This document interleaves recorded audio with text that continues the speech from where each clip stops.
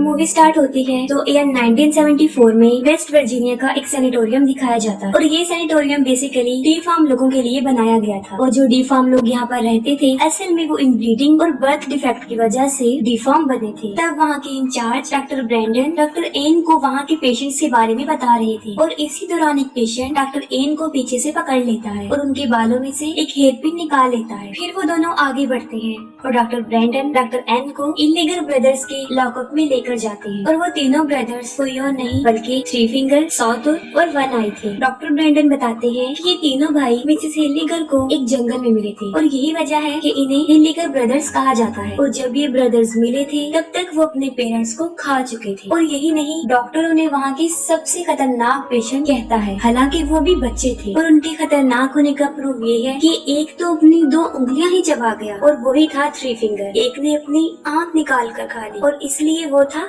One आई। और तीसरा जो अपने दांतों को दीवारों के साथ रगड़ता रहता था और इसीलिए वो सॉटूथ था। और उसने तो बहुत सारे पेशेंट्स को काट कर बुरी तरह जख्मी भी कर दिया था। ये सब बातें सुनकर डॉक्टर एन पूछती हैं कि ये तीनों इतनी सारी पेन को कैसे बेयर कर लेते हैं। इस पर डॉक्टर ब्रैंडन उन्हें बताते हैं कि इनको तो तकलीफ महसूस ही नहीं होती। इसके बाद वो लोग आगे बढ़ते हैं और जिस पेशेंट ने डॉक्टर एन की पिन निकाली थी वो उस पिन के जरिए लॉक खोलने लग गया था, लेकिन वो ऐसा नहीं करता क्योंकि वो इतना इंटेलिजेंट नहीं था। और वो तीनों भाई उसे देख लेते हैं और उससे वो पिन मांगते हैं, जिस पर वो पिन उनकी तरफ फेंकता है और उन ब्रदर्स में सबसे ज्यादा इंटेलिजेंट यानी थ्री फिंगर लॉक को खोल लेता है और वो चुपके से तीनों भाई बाहर आ जाते हैं और सिक्योरिटी गार्ड को मार देते हैं और फिर कंट्रोल रूम में जाकर सारे सेल्स को खोल देते हैं। और इसके बाद से ही वो जगह पूरी तरह मेंटल असाइलम बन जाती है। वो तीनों डॉक्टर एन को पकड़ लेते हैं और उसे इलेक्ट्रिक शॉक्स देते हैं और तब तक ऐसा करते हैं जब तक कि उसका दिमाग पूरी तरह पक ना जाए।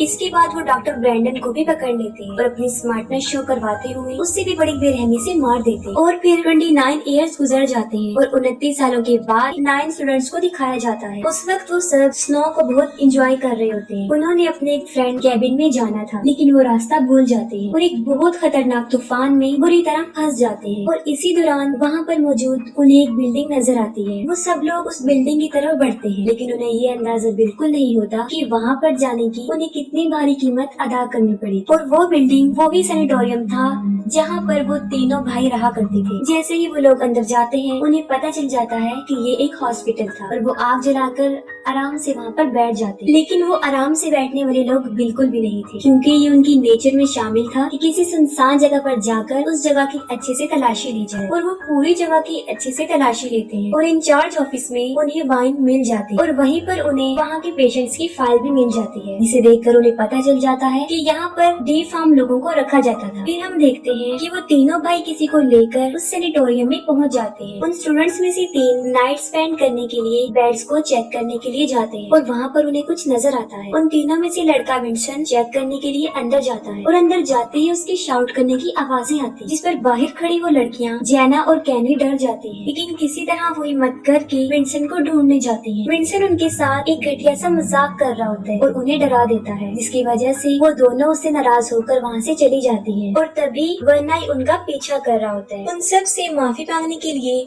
विंसन अकेला ही जनरेटर ढूंढने चला जाता है और उसे जनरेटर मिल भी जाता है और फिर वो उसे ऑन कर देता है। अब क्योंकि वो सब अमेरिकन स्टूडेंट्स थे और किसी सुनसान जगह पर उनका दूसरा रूल ये होता है कि जब लाइट आ जाए तो पार्टी करें, और वो बिल्कुल ऐसा ही करते हैं और पूरे हॉस्पिटल में हलचल मचा देते हैं। लेकिन इस दौरान उन्हें ये पता नहीं होता कि कोई उन पर नजर रख रहा है। पार्टी करते करते वो लोग एक ऐसी जगह पर पहुंच जाते हैं जहां उन्हें एक फिल्म रील मिलती है। डैनियल उसे एक प्रोजेक्टर में डालकर उसे प्ले कर देता है। उस फिल्म में दिखाया जा रहा था कि उन हिल्लिगर ब्रदर्स पर सबसे ज्यादा एक्सट्रीम टेस्ट किए जा रहे थे।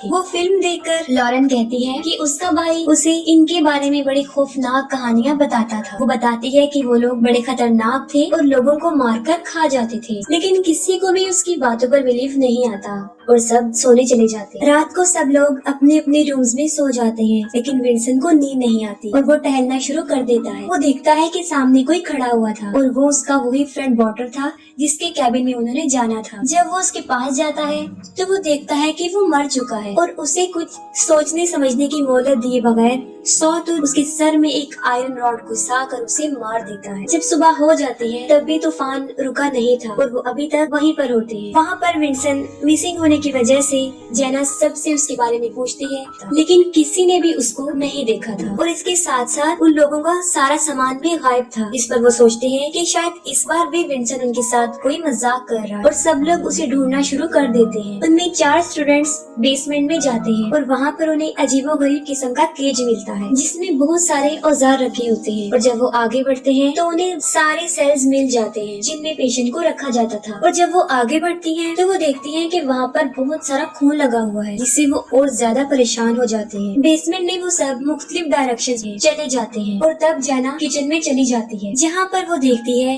कि सॉटूथ वाटर के टुकड़े कर रहा होता है। तभी 3 फिंगर वहाँ आकर सॉटूथ को ले जाता है। तब जेना भी जल्दी से वहाँ से भाग जाती है और उन सब लोगों के पास आकर उन्हें बताने की कोशिश करती है। तभी वाटर की जैकेट में कुछ उनके सामने आकर गिरता है। तब केनिया उसे चेक करने जाती है और जैसे ही वो जैकेट को खोलकर देखती है तो वो देखती है कि उसमें वाटर का कटा हुआ सर है। अभी वो सब संभले भी नहीं थे। वो तीनों भाई बालकनी से एक बाल वायर नीचे फेंक कर क्लेयर के गले में फंसाकर उसे ऊपर खींचने की कोशिश करते हैं। तब काइल उसके पाँव पकड़ लेता है और वो पूरा उसके खून से भर जाता है। इतनी कोशिश के बावजूद भी वो काइल को बचा नहीं पाता और उसका सर धड़ से अलग होकर उसके ऊपर गिर जाता है। वो सब वहाँ से भागने की कोशिश करते हैं लेकिन उनकी स्नोमोबाइल्स चल नहीं रही थी क्योंकि उन्होंने उनके स्पार्क प्लग निकाल दिए थे। अब उन्हें कुछ समझ नहीं आ रही थी कि क्या किया जाए। लॉरेन जो कि स्की चैंपियन थी वो डिसाइड करते हैं कि वो स्की करके हेल्प लेने जाएगी और तब वो मदद लाने के लिए वहाँ से चल पड़ती है। बाकी सबके पास गर्म कपड़े नहीं थे और वो उस तूफान में भी नहीं खड़े रह सकते थे। तब वो इंचार्ज ऑफिस में खुद को लॉक करने का डिसीजन लेते हैं। वो जल्दी से भागकर ऑफिस में जाते हैं और अंदर से खुद को लॉक कर लेते हैं। अपनी सेफ्टी के लिए उनके पास कुछ नहीं था। हालांकि बेसमेंट में उन्होंने बहुत सारे औजार भी देखे थे और इसीलिए काइल, डैनियल और सारा बेसमेंट में जाते हैं और वहाँ पर 3 फिंगर उनके पीछे पड़ जाता है और वो जल्दी से जाकर केज में छुप जाते हैं। और जब 3 फिंगर वहाँ से जाता है वो बहुत सारे हथियार लेकर वहाँ से भाग जाते हैं। दूसरी तरफ वन आई ऑफिस के दरवाजे में होल्ड करके केनिया को पकड़ लेता है। इस पर ब्रिजेट उसके हाथ में ब्लेड मारती है और वो केनिया को छोड़ देता है और वो सब बेसमेंट में से भाग रहे होते हैं और सबसे पीछे डैनियल होता है। तभी सॉटूथ डैनियल को पकड़ लेता है और उसे किचन में ले जाकर बांध देता है। काइल और सारा जब ऑफिस में पहुंचते हैं तब वो देखती हैं कि उनके पीछे डैनियल नहीं था, जबकि वो तीनों ब्रदर्स डैनियल को जिंदा ही काट रहे होते हैं जिसकी चीखें वो सब सुन सकते थे। और लास्ट में बहुत सारी बहस के बाद वो उसे बचाने जाते हैं।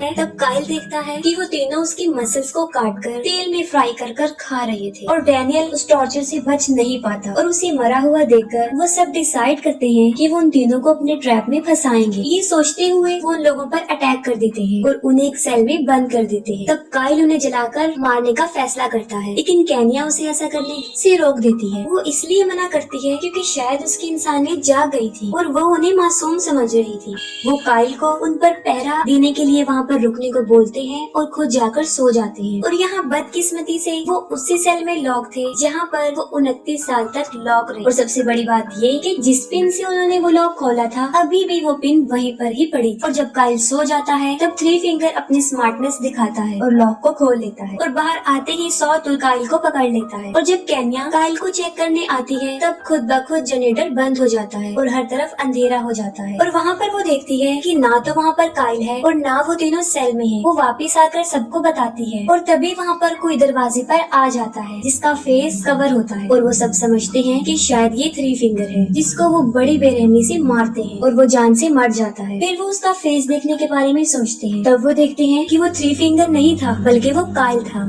जिसकी जुबान कटी हुई थी। उसे देखकर वो सब वहाँ से भागने की कोशिश करते हैं लेकिन वो तीनों भाई बुरी तरह उनके पीछे पड़ जाते हैं। भागते भागते वो सब उनके रूम्स तक पहुँच जाते हैं जहाँ पर उन लोगों का सामान भी रखा हुआ था। वो सब अपनी जैकेट्स पहनकर खिड़की से बाहर आने का डिसीजन लेते हैं लेकिन वो एक सैनिटोरियम था जिसकी सारी विंडोज सील्ड थी और वहीं पर उन्हें एक टूटी हुई खिड़की मिलती है लेकिन उस खिड़की के पीछे बहुत सारी बर्फ जमी हुई थी। सारा उस बर्फ को हटाने लगती है और इतनी ही देर में वो तीनों भाई भी वहाँ पहुँच जाते हैं और थ्री फिंगर दरवाजा तोड़ने की बहुत कोशिश करता है। थ्री फिंगर के बाद सॉटूथ उस दरवाजे को तोड़ने की कोशिश करता है और इतनी ही देर में सारा बर्फ से एक रास्ता बनाने में कामयाब हो जाती है और वो वहाँ से बाहर निकल जाते हैं। लेकिन जैना बाहर निकल नहीं पाती और वो वहीं फंस जाती है और तब सॉटूथ एक ड्रिल लेकर उसे मार देता है। बाकी तीनों जान बचाकर वहाँ से भागते हैं, लेकिन वो तीनों भाई भी उन्हीं की स्नोमोबिल पर उनका पीछा करते हैं। सॉटूथ ब्रिजिट को पकड़ लेता है,